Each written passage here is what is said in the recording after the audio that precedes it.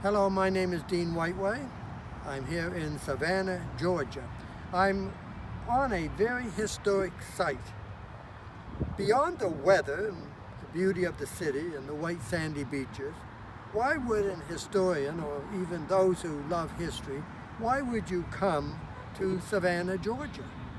There was no great battles won here. Paul Revere did not ride his horse here. Washington was not born here. The Liberty Bell did not ring here. The shot that was heard around the world was not fired here. The U.S. Constitution is not moored here. And Yorktown is in Virginia. But on this very site, here in Savannah, where I now stand, something of importance did happen. Something of great historical importance did happen on this very spot. This was Savannah's fortification was here. Under General Howe, between 600 and 900 defended this fortification. Vastly outnumbered by Lieutenant Campbell, leading the 71st Highlanders from New York with 3,500. He outflanked Howe and forced Howe to retreat. Now, General Howe did not surrender. He simply retreated and ordered evacuation of Savannah. However, in the battle, some 83 Patriots were killed and 483 captured or withdrew from the battle.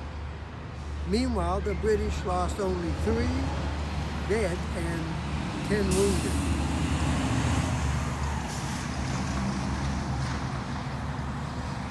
Savannah was important to the British for 2 reasons. One, they wanted to establish a foothold in the South. And secondly, they knew that there was a significant number of loyalists here in Georgia. And so they had a great interest in maintaining this fortification in Savannah. About a year later, in 1779, the British, remember, was holding the fort. They had gained it a year earlier, from General Howe. They had somewhere around 2,500 troops with the fortified structure here. And the Americans attacked with 5,500. Now get this, because this is exciting. There weren't just American patriots. There were other British, French, Hessians, Irish, Scottish, Native Americans, Polish, Haitians, Spanish, Dutch, other Europeans from Africa and other European countries. So this was not simply a battle between the patriots of America and this British Empire. It was in fact an international effort to bring about freedom, and they saw that this was a symbolic act as well as a real act of challenging the British. It was actually the second bloodiest battle of the Revolution. Some 800 were killed or severely wounded. The British defended successfully the fortification, largely because, and I want you to look at this. It simply looks like a parking lot, but there's 800 individual squares there that has a double meaning, actually. That was the new attack methodology used by the French in this force of 5,500, called the column offense, where instead of just spreading out across a field, they simply had 10 separate columns so that as you faced them, you could only see 10 men and then a column behind them.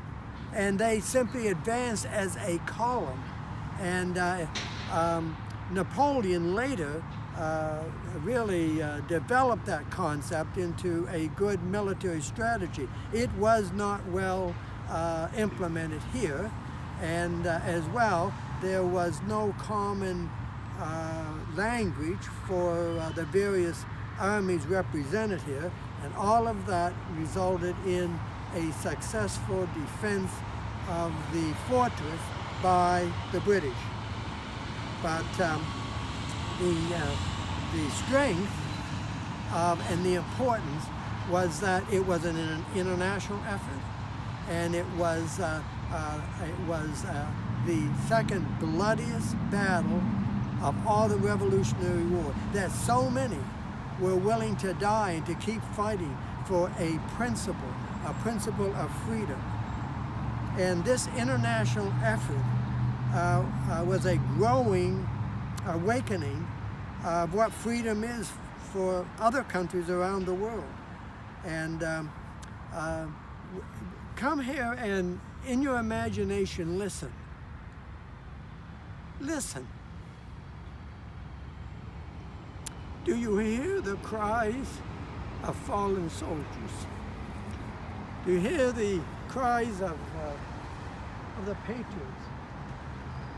Do you hear the cries in 11 different languages? Because each one was a cry of freedom. And that's the strength of coming here to Savannah, Georgia, and to this very place where liberty paid a great price.